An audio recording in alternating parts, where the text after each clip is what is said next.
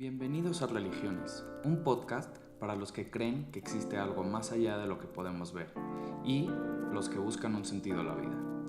Aquí hablaremos sobre espiritualidad, creencias y el valor de las religiones en nuestra sociedad. Yo soy Alberto Teche, un curioso por naturaleza que siempre está buscando nuevas formas de ver la vida y creo firmemente que darle sentido a lo que nos rodea nos puede acercar más a tener la mejor vida posible. Vera aspera ad astra. Hola, bienvenidos a este capítulo de Religiones Podcast. El día de hoy va a ser un tema muy interesante, ya que vamos a hablar un poco del hinduismo, del dios Hare Krishna, de Krishna, que es un dios muy importante para la rama hinduista, y hoy vamos a hablar con el Guru Prasad. Guru Prasad Swami. Guru Prasad Swami. Es un honor tenerte aquí y poder platicar de estos temas contigo. Quería preguntarte, iniciando el tema, ¿es una rama hinduista? ¿Tú lo consideras algo aparte? ¿Es una religión directamente hacia Krishna? ¿Cómo describirías? Sí, bueno, para entender bien, el hinduismo está derivado de algo más grande que se llama Sanatan Dharma, que quiere decir el deber eterno. Okay. Sanatan Dharma está basada en los Vedas. Los Vedas son libros de conocimiento espiritual y también material, hecho originalmente en sánscrito según nosotros desde la creación, pero por lo menos para otras personas miles y miles y miles de años. Y entonces el hinduismo es la interpretación moderna de diferentes fragmentos. Y nuestra religión o nuestra práctica, nosotros estudiamos directamente los Vedas. Y entonces nuestra rama se llama Vaishnavismo. Vaishnava quiere decir devoto de Krishna o Vishnu. Vishnu es una expansión de Krishna. Ok. Sí, y en ese sentido, entonces, de esos escritos, que son de los más antiguos, ¿no? Había leído que dicen ser de las primeras religiones del mundo, por ese conocimiento que le llegó a los hombres. ¿Tú cómo crees esos escritos los entregó Krishna? ¿Cómo llegaron al hombre o a los humanos? Sí, según nuestras escrituras, dice que Krishna, el Señor Supremo, Dios, ¿no? Krishna es un nombre de Dios que quiere decir la persona más atractiva, que posee en plenitud todo lo deseable en el corazón de las personas. Okay, o sea, en el corazón, en el cuerpo también. Sí, todo lo que queremos, belleza, todo lo que podemos ver con fama, fuerza, inteligencia, la máxima manifestación es el Dios, ¿no? Y Krishna quiere decir eso como el imán de nuestra conciencia. Entonces, dice que Krishna, él toca una flauta y de su flauta salió el sonido original que entra en el corazón de Brahma. Brahma es la primera persona dentro de cada universo, ¿no? Es muy interesante que entre el judaísmo y que tiene Abraham. Sí, como Brahma, patriarca, ¿no? Se ve que hay una relación, Abraham y Brahma, ¿no? Ok, claro. Entonces, sí, es algo muy curioso como, pues, justamente este podcast también existe por eso, que es para darnos cuenta como las similitudes, cómo las religiones, al menos las más grandes, las que más gente es creyente, pues tiene cosas en común que nos ayudan a vivir una mejor vida, a tomar mejores decisiones, a estar felices con nosotros mismos, que al final del día pues eso es lo importante, ¿no? Que entender lo que nos rodea, entender lo que está pasando lo más posible y tomar buenas decisiones, ser bueno con los demás, respetar, ser agradecido, que es algo que hacemos pues prácticamente todos los días, Ahorita estamos platicando un poco antes de grabar que usted reza o bueno, da su agradecimiento a las 4 de la mañana hasta las 8, me había comentado, y en la tarde también un agradecimiento más para pues decir, oye, pues yo estoy aquí, yo voy a hacer mi parte y pues voy a ser un buen ejemplo para ti, ¿no? Para Krishna. Sí, sí, aparte de ser un agradecimiento, es una adoración. Una Al adoración. Señor Supremo. Agradeciendo y también ofreciendo nuestro respeto, Claro. y nuestra promesa de servir tanto a Dios como todo lo que emana de Dios, que son todas las personas, todas las criaturas y todo lo que existe en el universo, que es la propiedad del Señor Supremo. Y ahí, por ejemplo, ahorita que mencionan las criaturas, todas las criaturas son igual de valiosas que el hombre. O sea, Sí. no hay diferencia alguna, solo que el hombre es pues quien le da las gracias en nombre de todos. Sí, sí, desde nuestro punto de vista, el alma es la verdadera persona, el cuerpo es el vehículo. Sí. Entonces, según lo que llamamos karma, o el destino, creado por uno mismo, claro, que cada persona y cada entidad recibe un cuerpo particular según sus actos. Y ahí, por ejemplo, si quieres nos metemos un poco al karma. El karma lo entendemos como una reacción a lo que nosotros hacemos. Sí. ¿No? Sea buena o mala, hay karma bueno o malo, o hay otro tipo de karma, no sé. No, hay tres tipos de karma. Okay. ¿No? Karma, literalmente, kar es una raíz del sánscrito que quiere decir hacer, y ma, yo. Lo que yo hago, hay un resultado. Entonces, karma quiere decir los resultados generales. Okay. Vikarma quiere decir los resultados negativos. Si yo hago algo de violencia, o insulto, o critico, cosas negativas, ese tiene un karma que nos causa efectos negativos, sí, o pobreza, o problemas en la vida. El karma en sí nos da más oportunidades. Y después akarma, que para nosotros es más importante, quiere decir vivir sin reacciones, porque toda mi vida, todos mis actos, palabras y pensamientos están dedicados a Dios únicamente. Ok, qué interesante. Sí, y de acuerdo pues, a cómo te comportes, qué decisiones tomes, cómo hagas las cosas, pues se te va a regresar tarde o temprano con diferentes características. Puede ser que pues, tu familia, si no la tratas bien, no te van a tratar bien de regreso, puede que te quedes sin familia sí, o sin alimentación, que pues Dios, Krishna no te dé alimentación, no te dé seguridad, casa. Pueden pasar diferentes. Sí, está muy relacionado con la reencarnación, porque desde nuestro punto de vista el alma pasa por un cuerpo tras otro. Ese se llama samsara, o el ciclo de nacimiento y muerte. Samsara. Entonces, el karma determina, si yo vivo según karma, o acción y reacción, yo me quedo en este mundo. Y vivo los resultados de mis actos piadosos o impíos. Pero si yo aprendo lo que nosotros llamamos bhakti, o servicio dedicado, una vida exclusivamente dedicada a Dios. En otras palabras, si yo aspiro nada más servir a Dios, entonces ese se llama akarma. Yo puedo salir del ciclo de nacimiento y muerte y unirme eternamente con el Señor Supremo en su morada. Y ahí cuando se llega, o sea, es un ciclo interminable, por ejemplo, metiéndonos un poco en la reencarnación, o es repetitivo, es samsara, se va repitiendo hasta que llegas con Krishna y ya sí, puedes permanecer. Y se acabó. Pero sí puedes llegar, sí, o sea, sí es como el objetivo. Sí, porque todo el mundo tarde o temprano tiene que llegar, porque no hay otro lugar.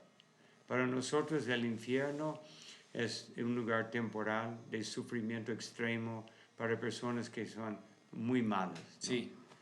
Los animales y otras entidades no tienen karma y no pueden generar karma. Okay. Ellos están pagando, por decir, un karma severo, y cuando llegan de nuevo a la vida humana, ellos pueden, entonces tienen, porque tenemos inteligencia como humanos para hacer las cosas bien o hacerlas mal.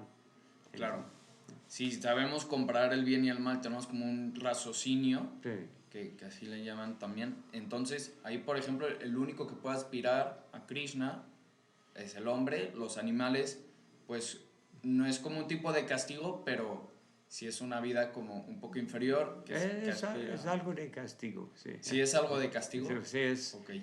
Por ejemplo, hablando en términos muy simples, aunque karma es complejo porque toma en cuenta todo lo que estoy haciendo. Todo. Pero si yo quiero comer y nada más me dedico a comer y no soy sensible a los demás, etc., entonces el cuerpo más adecuado para mí es de caballo, vaca, porque ahí sí puedo comer todo el día.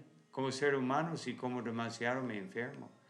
Pero como vaca, caballo o otro animal, puedo comer todo el día a gusto. Sí, comen pasto todo el día, descansan y ya. Sí, si quiero dormir, puedo tomar cuerpo de oso, tortuga, porque ellos, hay sapos que pueden dormir 3 años.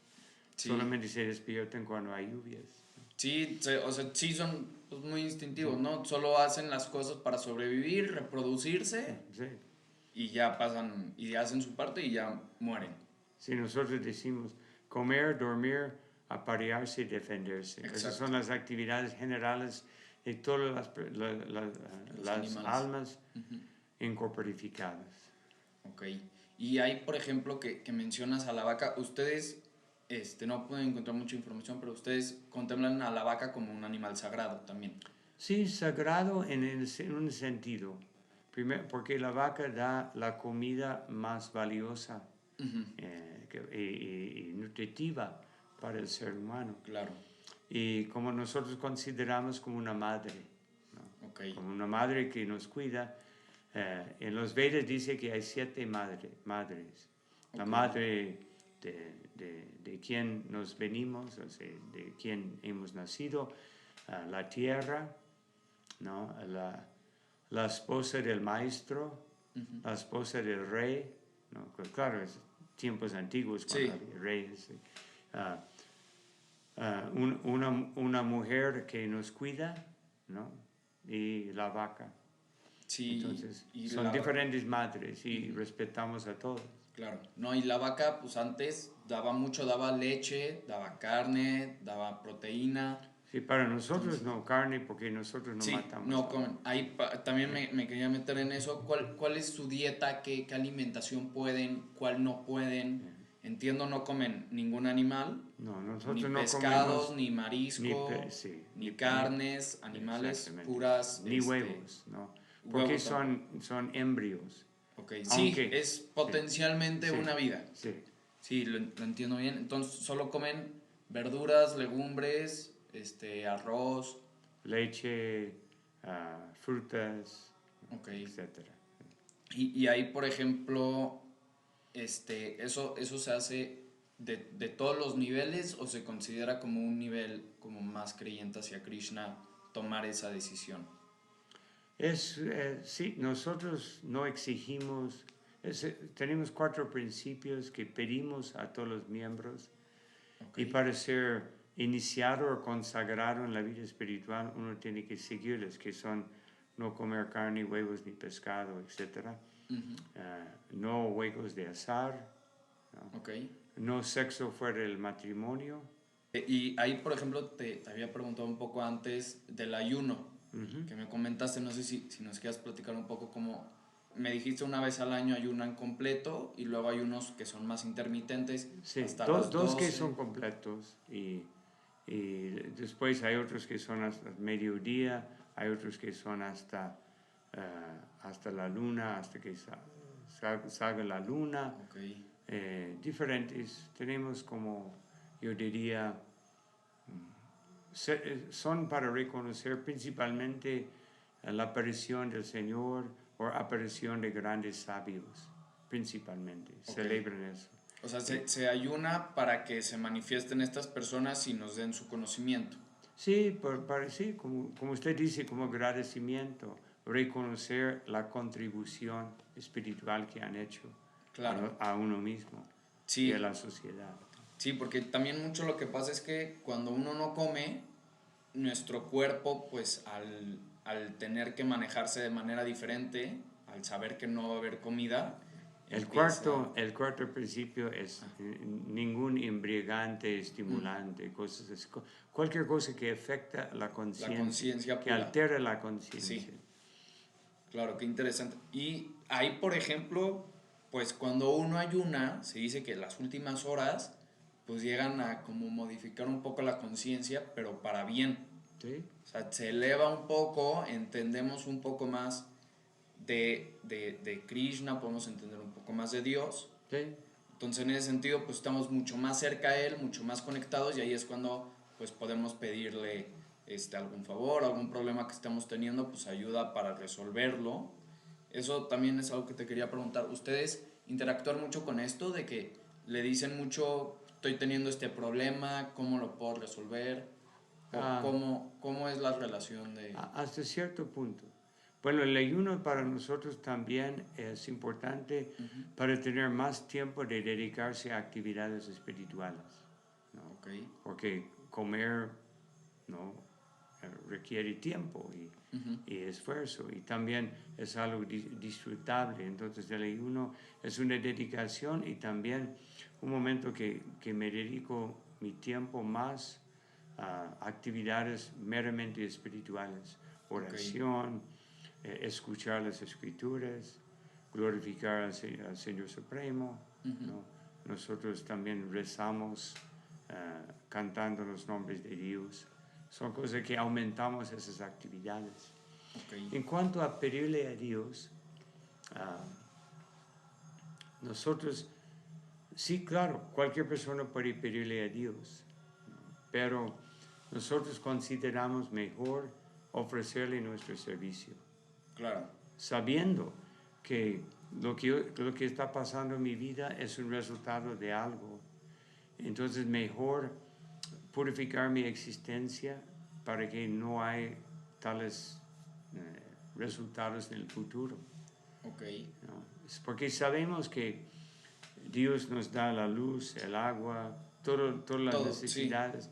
Entonces, también es como respeto. Okay. No considerar que Dios no tiene nada más que hacer sino estar pendiente de mis problemas cotidianos. Ok.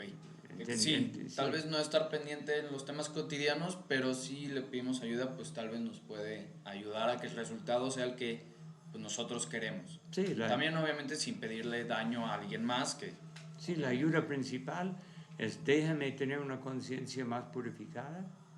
Y con esa conciencia yo no voy a cometer tantos errores que resulten en más problemas. Claro. Y ahí ya solo es Krishna y hay diferentes dioses como una familia, o solo es Krishna y solo es uno. Solo, nosotros creemos solo hay un Dios. Solo hay uno, pero es Krishna. En el hinduismo, a veces nosotros creemos que Dios también tiene diferentes formas. Gerentes, por decir. Okay. Gerentes que nosotros llamamos semidioses. No son dioses, son semidioses. Son personas apoderadas para hacer tareas más allá de nuestra capacidad, como manejar planetas, manejar un universo, manejar los alimentos. Entonces, ellos son como exactamente como la Ciudad de México o cualquier lugar, hay el gobierno. Entonces también que el universo tiene un gobierno. Y eso pero a veces en el hinduismo consideran que todos son iguales con Krishna, pero nosotros no. Nosotros vemos un Dios que también puede expandirse para cumplir diferentes funciones, para aparecer en diferentes momentos históricos, para ayudar a la humanidad y dar conocimiento. Por ejemplo, nuestro libro principal que se llama Bhagavad Gita, que quiere decir la canción del Supremo. Como de ahí viene guitarra, ¿no? Gita, que cantar.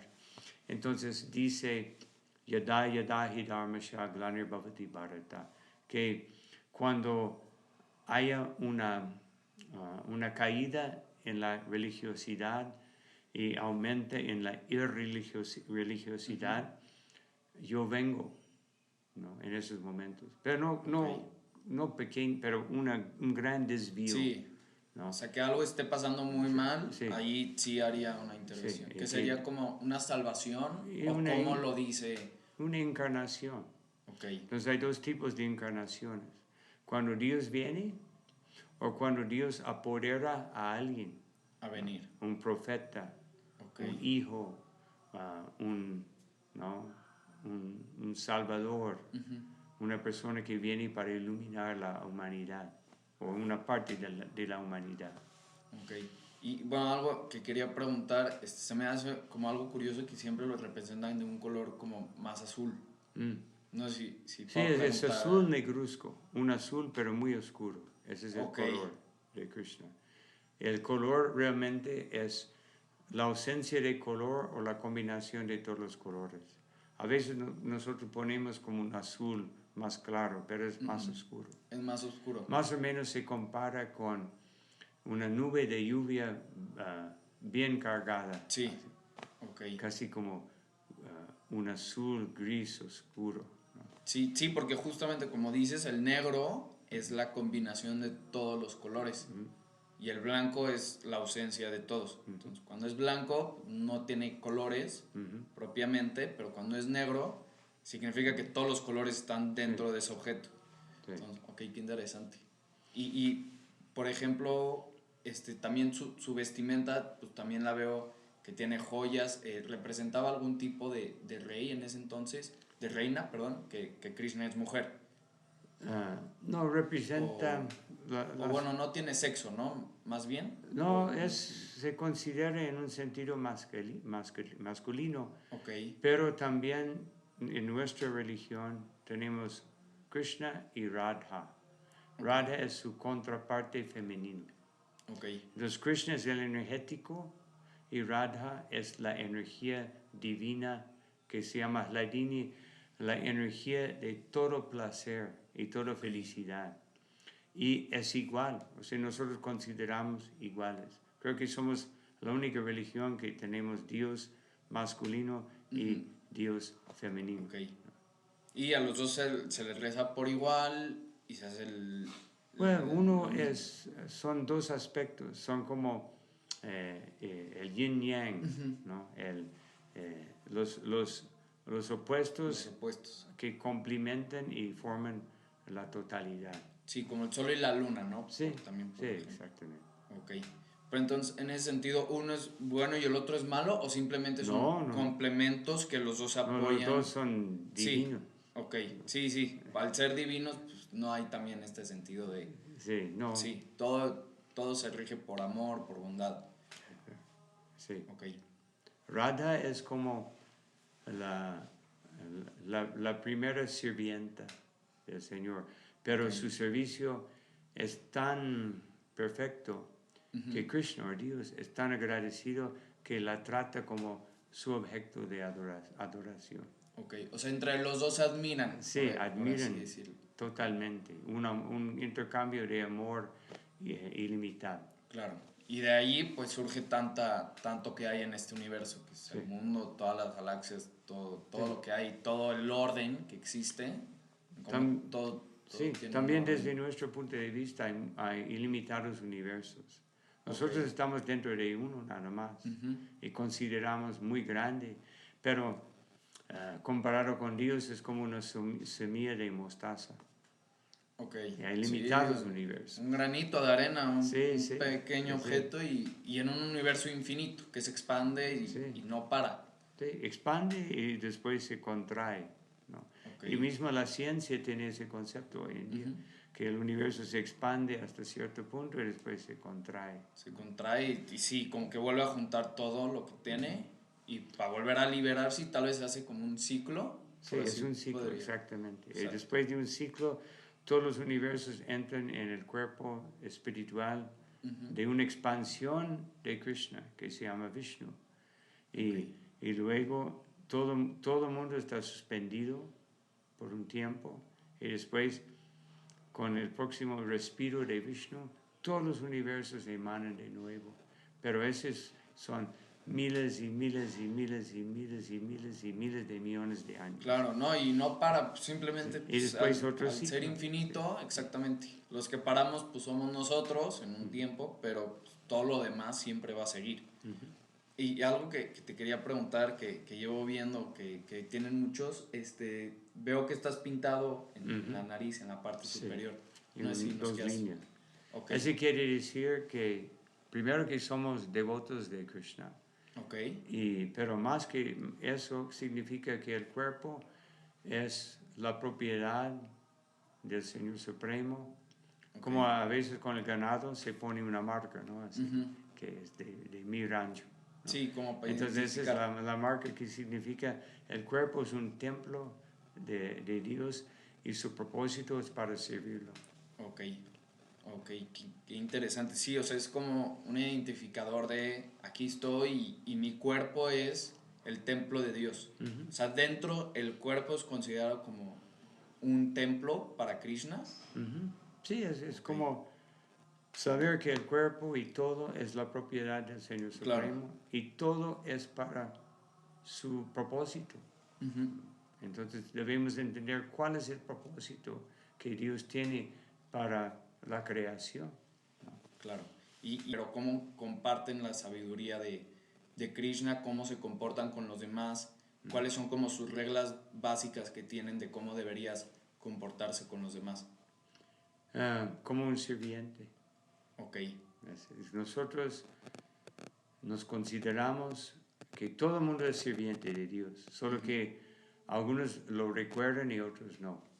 Los que no recuerdan eso sirven otro propósito, otra causa, sirven su familia, su país, su causa, ¿no? Pero cuando uno llega a la máximo grado de servicio, es simplemente sirviendo a Dios, uno sirve a todos los propósitos. Eso no quiere decir que no cuido a mi familia o participo en mi comunidad, pero es como saber que ese amor que siento para los seres queridos míos es una fracción del amor que realmente existe entre yo y el Señor Supremo. Ok, y también veo mucho que tienen el color naranja.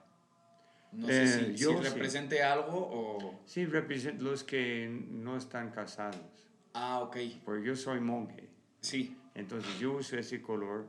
Hay otro grupo que se llama Brahmachari, que quiere decir los que son estudiantes, que no han decidido si me voy a casar o no.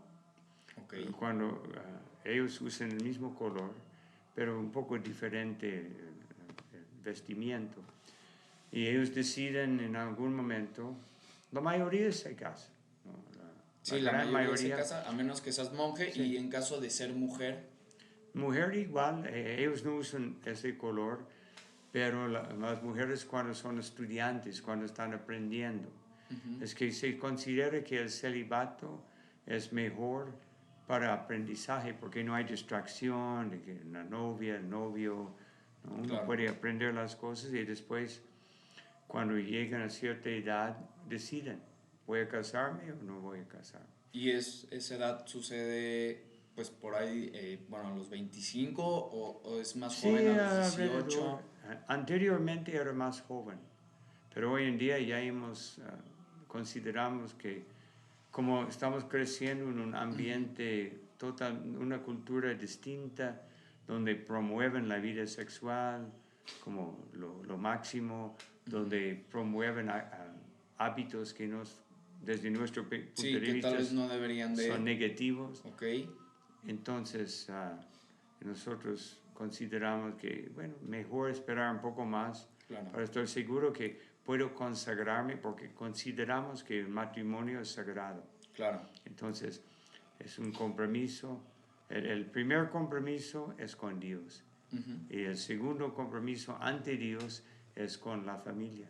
Entonces es algo muy sagrado, y como hay tanto divorcio hoy en día y se ha vuelto como una cosa administrativa, básicamente, yo siempre aconsejo a las personas que piensen muy bien, no se dejen llevar por la lujuria nada más, por simplemente una atracción física, sino busca la belleza interna de la persona y ver que si somos compatibles, ¿no? Si tenemos las mismas metas, para que no haya separación. Claro. Y en ese sentido, pues el matrimonio es también como la unión de Krishna con la parte femenina que me comentas, en donde pues es la unión de dos partes. Sí.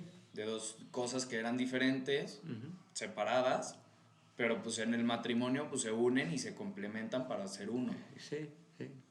Diferentes cualidades femeninas. Claro que hoy en día nosotros llamamos esa época histórica del ciclo. En el ciclo hay pequeños ciclos y grandes ciclos. El pequeño ciclo se llama un yuga. En un yuga hay más o menos 4 millones y tanto de años. Entonces, en este ciclo que estamos, es el ciclo más materialista. Entonces, en este ciclo hay mucha confusión, ¿no? A veces el matrimonio es un acuerdo nada más, ¿no? Claro, para no levantar sospechas, nada más para que no estén molestando, ¿no? Sí. Por así decirlo. Sí, entonces, hay, mismo entre nosotros, nuestros miembros, a veces están muy influidos por la sociedad externa, vienen, o sea, se unen al movimiento, o mismo los que nazcan dentro de nuestra comunidad son, ¿no? Que tienen influencias de una sociedad externa que es muy grande y especialmente en una sociedad como hoy en día de consumidor, atraídos a las ofertas del mundo. Y ahí, por ejemplo, ¿hay como algún ritual que se hace para aceptar a un miembro que no es parte de la religión de Krishna, para incluirlo?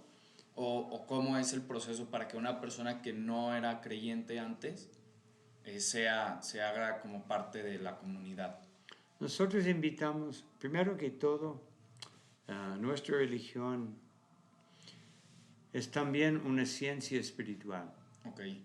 No es solamente una religión de creencias, de fe hacia Dios, sino unos métodos que también se puede aplicar en otras religiones. Claro. Enseñamos eso a todo el mundo. Eso es para todo el mundo. Luego, si alguien quiere estar con nosotros, invitamos a participar. No hay ninguna ceremonia ni nada. Pero cuando una persona quiere consagrar su vida a servir a Dios, eso se llama la iniciación espiritual. Y si ellos eligen un maestro que les puede guiar y ayudarles a aprender las disciplinas que apoyan su propia vida espiritual, su propio proceso espiritual. Entonces, es cuando ellos comprometen de seguir los 4 principios que habíamos mencionado. Entonces, pero antes de eso, cualquier persona puede participar, solo que para poder ser sacerdote, uno tiene la primera iniciación es para todo el mundo. Y los que quieren consagrar la vida más, actividades meramente espirituales, tenemos lo que llamamos la segunda iniciación, donde hay más compromiso, más estudio necesario, y esos llamamos brahmanas o los sacerdotes. Y ahí, por ejemplo, entiendo que tienes como... Pero una mujer también puede ser sacerdote en nuestra religión. Ok, o sea, sí, no importa el género, cualquier persona, mientras sea devota y sea creyente y se sigue los muestre principios. exactamente, si sigue el camino, ¿no? Sí. El camino que hay y ahí, por ejemplo, el budismo se considera como una religión cercana, una hermana, o Sí. porque ellos le llaman el sendero, que era lo que quería decir, como un camino espiritual a una mejor vida. Entonces ahí en ese sentido, pues, yo creo lo comparten en ese sentido. Muchas cosas son similares porque el budismo nació del hinduismo, bueno, antes del hinduismo, de hecho. Okay. El budismo empezó más o menos hace 3000 años. Okay. Entonces Buda vivía en una cultura también de los Vedas y estudiaba los Vedas. Okay. Pero como mencioné, estamos en una época más materialista. Entonces, esa época empezó hace 5000 años y empezó a degradar. Entonces los brahmanas empezaron a sacrificar animales porque siempre había existido sacrificio de animales, que no está permitido en esta época. Sí. Porque el sacrificio era muy especial, porque el sacrificio era para probar los mantras o los cánticos de los brahmanas. Entonces, con esos cánticos, ellos, por decir, hacían como un hechizo para el animal no se sintiera ningún dolor. Okay. Y después el animal recibía un cuerpo nuevo. Okay. ¿En humano? No, el mismo cuerpo, okay. Pero un cuerpo renovado, claro, y sin ningún dolor. Okay. Pero en esa época los sacerdotes no tienen ese poder. Por ejemplo, mismo en la Biblia, Torah, etc., habla de en épocas anteriores vivían 700 años, sí, 800 120, años. 400, 800. Sí. Antes la vida tenía diferentes características. Sí. Y por ejemplo, nosotros, en nuestra creencia, en la época dorada, que es la época más larga, las personas podían vivir hasta 100,000 años. Okay. Y después en el siguiente hasta 10,000 años. En el siguiente hasta 1000 años. En hasta 100 años, más o menos, promedio, ¿no? Y ahora, con los malos hábitos, ni vivimos 100 años. ¿Y tú por qué crees que está pasando eso? Por degradación de los hábitos humanos, ¿no? O sea, es como una etapa transitoria de lo que hablamos que se está ahorita contrayendo. Sí. Y poco a poco, cuando lleguemos a un punto tal vez un poco más crítico, ¿no? O tal vez mucho más pequeño, ya va a volver a expandirse. Bueno, porque es un ciclo dentro de otros ciclos. Esos son pequeños ciclos que se renuevan cada 400 y tantos millones de años. Ok. O sea, ahorita podríamos decir, estamos ya cambiando a un nuevo ciclo. Sí. Ese ciclo dura 432,000 años. Okay. Ya hemos transcurrido 5,000 años. Nos falta 427,000 años, claro, para el final del ciclo. Y al final del ciclo, primero hay una sequía total y hemos visto que el nivel del agua se va bajando en la tierra. Sí. Y después llega hasta que casi no hay agua y después hay un diluvio y se llena el planeta de nuevo con agua y empieza otro ciclo mucho más espiritual, ¿no? Y después el agua va bajando, ¿no? Y después ya otro ciclo va bajando y entra otra época materialista y después ya se vuelve más y más materialista hasta el punto de que casi todo el mundo es ateo. Y ahí es cuando regresamos a lo que comentamos, que regrese Krishna también. No, sí, hay una forma especial de Krishna al final del ciclo, que se llama Kalki, ¿no? Y Kalki así termina la vida de los seres tan pecaminosos que casi ni pueden hablar, son tan materialistas. Y después ya empieza otro ciclo. Ok, qué interesante. Y ya como, pues ya comentamos la mayoría de los temas, no sé de tiempo, si estás bueno, bien no sé cómo usted... Sí, no, pues, tampoco quiero que, ya, la verdad es que ya tomamos la mayoría de los temas, Ajá. pero pues si quieres, como último tema, te quería preguntar si existe un libre albedrío, si nosotros tomamos las decisiones, si es Krishna el que ya tiene prescrito todo, si ya todo, o sea, ya se sabe, ya hay un conocimiento de Sí, todo, hay o libre albedrío. nosotros sí tenemos la opción de escoger el camino, decir Siempre, qué vamos a hacer. Siempre tenemos, pero Cada de la el mano con grado el karma. de libre albedrío que tenemos generalmente es menos de lo que atribuimos a nosotros. Cada persona piensa que yo soy independiente y no se da cuenta de que hay tantos factores que controlan, que nos obligan. Por ejemplo, si quiero ir a la playa, pero si llueve, ya no puedo. Entonces hay factores mayores, según nuestro karma, tanto karma individual como karma colectivo. Okay. Entonces, que determinan muchos factores, pero nosotros tenemos un concepto que se llama Maya, no como la Riviera Maya, pero Maya quiere decir en sánscrito ilusión. Okay. Entonces la ilusión es que uno cree que yo soy, con el ego que tenemos, la vida espiritual es para disminuir el ego, hasta el punto que el ego es nada más, yo soy sirviente del Señor Supremo, nada. Okay. No hay otros, no que yo soy, por el ego tiene la tendencia de querer dominar, claro, en vez de servir. Entonces, mientras que estamos controlados por este ego, pensamos que yo puedo hacer cualquier cosa, yo puedo, ¿no? Sí, yo soy completo, ¿no? Yo soy todo. Sí, entonces sobreestimamos nuestro libre albedrío con el ego. Pero el libre albedrío aumenta con la pureza del corazón y conciencia. Claro. ¿No? Porque cuando yo vivo en el plano espiritual, yo tengo más libertad. Pero en el plano egoísta, material, yo egoísta. pienso que tengo mucha libertad, pero hay mucho control que yo no percibo. Claro. Por ejemplo, nosotros estamos dominados por el cuerpo. Cuando hay hambre, hay que comer. Exacto. Cuando hay sueño, hay que dormir. Cuando hay necesidad, hay que ir al baño. Y entonces, pero no tomamos en cuenta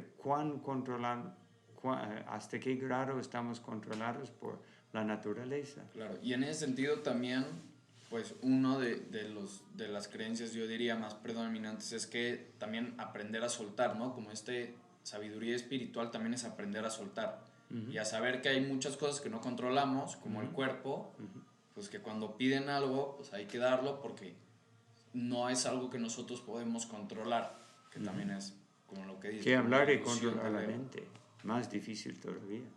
¿Y hablar con la mente? No, de controlar la mente. De claro. disciplinar la mente. Que pensar de una manera, en solo pensar unas más cosas. Sí, eso no se puede. Nosotros no podemos controlar lo que pensamos. Lo que decimos y lo que vamos a hacer, tal vez sí un poquito más, que es parte de la ilusión, pero sí, lo que pensamos, pues nos llegan y son pensamientos. Y también, pues, una parte... Se puede controlar, pero requiere mucha disciplina. Claro. Y más que controlar, yo diría como observarlo y dejarlo ir, que también es algo que, como dices, que el ego también intenta entenderlo y controlarlo, pues nos llega de repente un pensamiento pues, que tal vez no es correcto, que es malo, pero nosotros queremos decir, no, pues ¿por qué pensé esto? ¿Por qué estoy pensando así? Sí. Y simplemente como el camino y como esta manera de verlo espiritualmente, pues es soltarlo y dejarlo y saber que pues fue un momento, pero eso ya fue. Para explicar, desde nuestro punto de vista, la jerarquía del ser es el alma supremo, ¿no? O sea, bajo de Dios.